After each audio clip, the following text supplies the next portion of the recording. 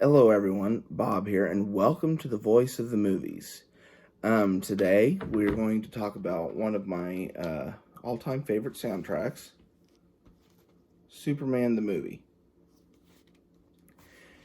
Now, this is an older pressing, but the tracks and everything are the same. So first, let's take a look at the packaging. Like I say, it's not in the best shape, but I didn't pay much for it. You open her up. You got Christopher Reeve flying off, and it came with the with this little ad here.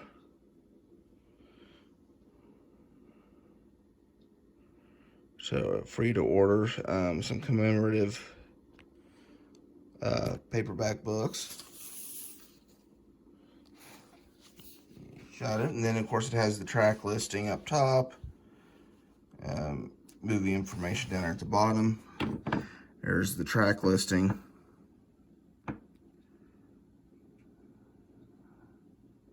These are the sleeves that the records themselves are held in. Again, they're not in great shape, but they're the original. This is the back. They're black on the back of both of them. But you get stills from the movie, Marlon Brando or Terrence Stamp or um, but you get the scenes of Krypton's destruction, and you notice if you're familiar with the film at all. The pictures on, because this was for the first LP, it's a double LP album.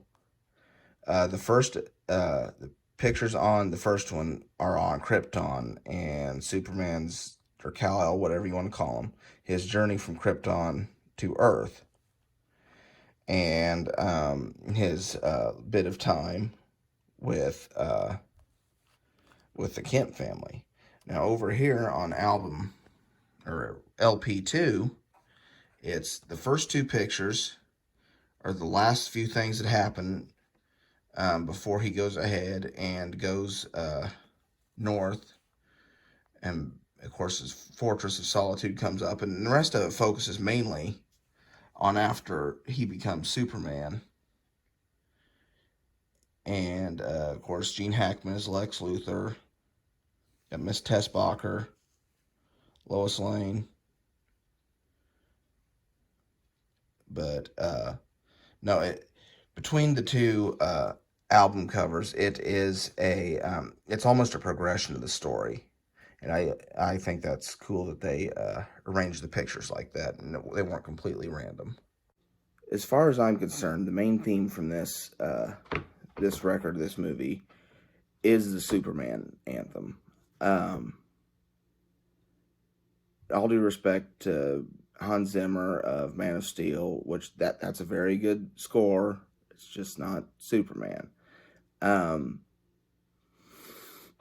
and then of course the music for all the other Superman incarnations before and since that haven't used that, it's just never felt right to me. Not that their scores are bad; some of them are quite good, but to me, you need that.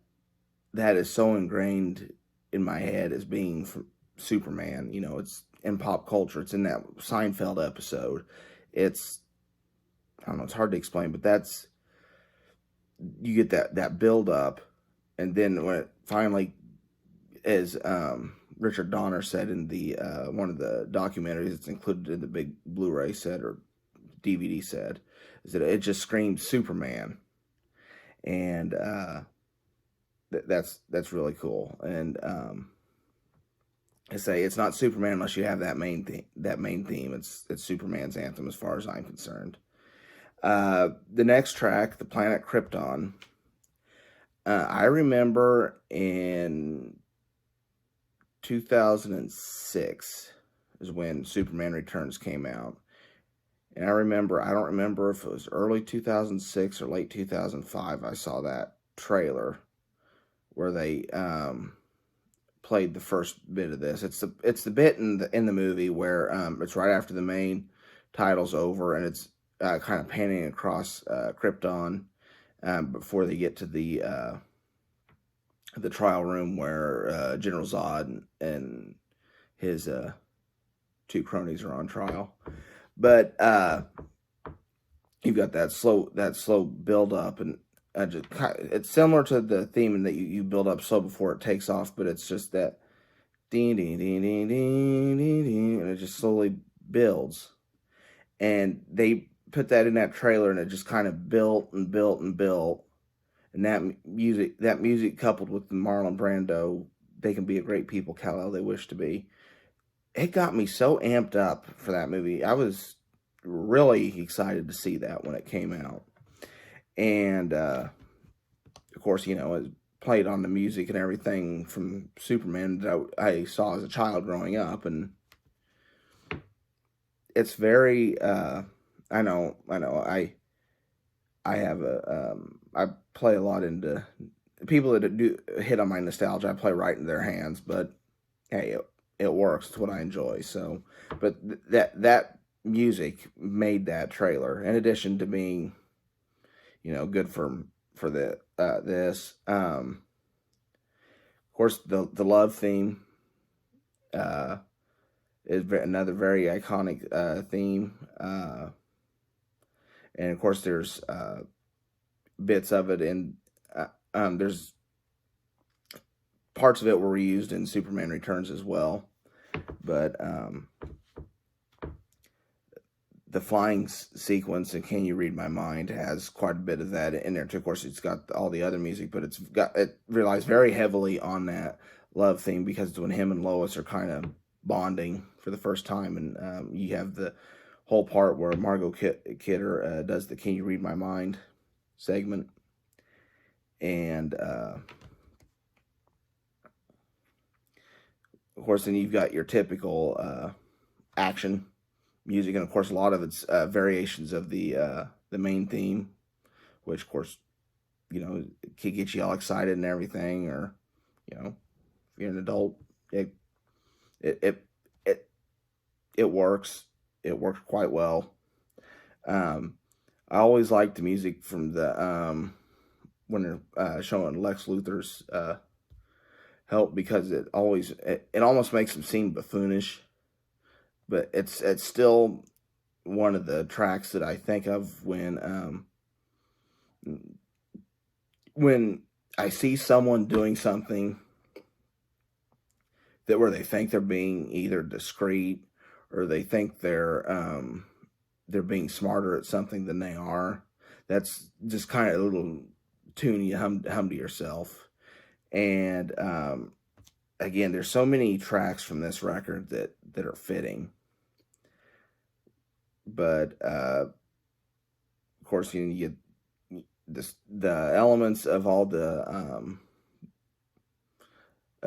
action set pieces. They all fit well. It all fits well. Of course, end title's another variation on the main theme, and it works quite well as a one piece. The music in itself tells the story, and of course that's what you want. It's the music.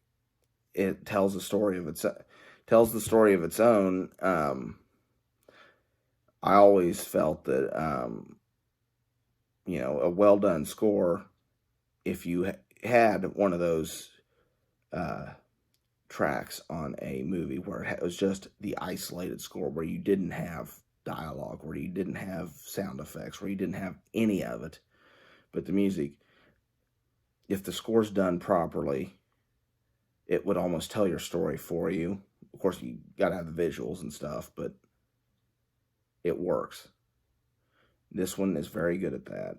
John Williams is always good at that. He is one of the greatest composers of all time for a reason.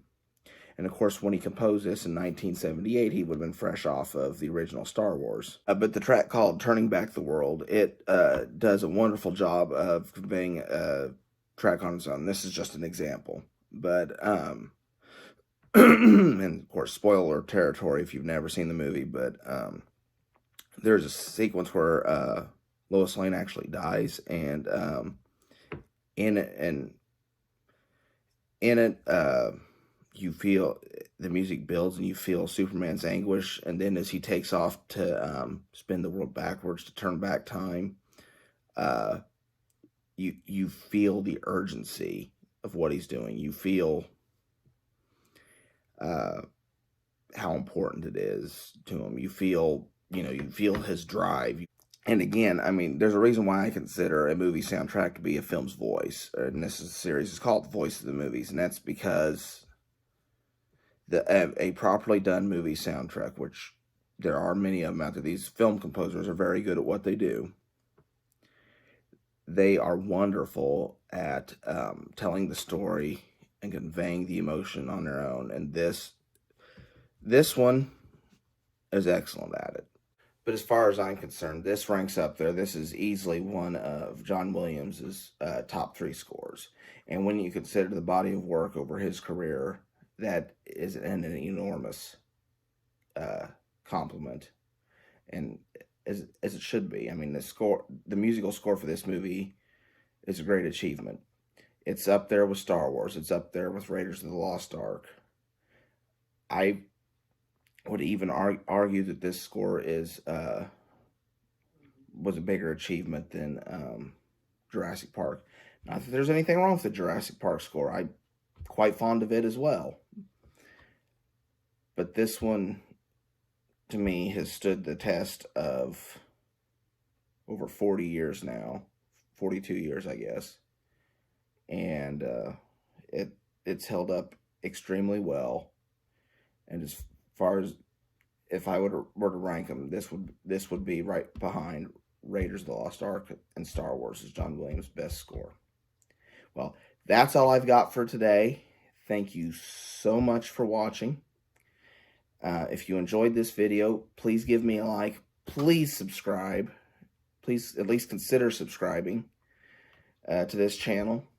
If you know anybody that you think would like the channel, direct them over here. I mean, I enjoy talking about movies and everything that has to do with movies, and I hope that some of you guys enjoy listening to what I say. If any of you guys enjoy listening or watching these videos half as much as I enjoy making them, then then you've had a blast.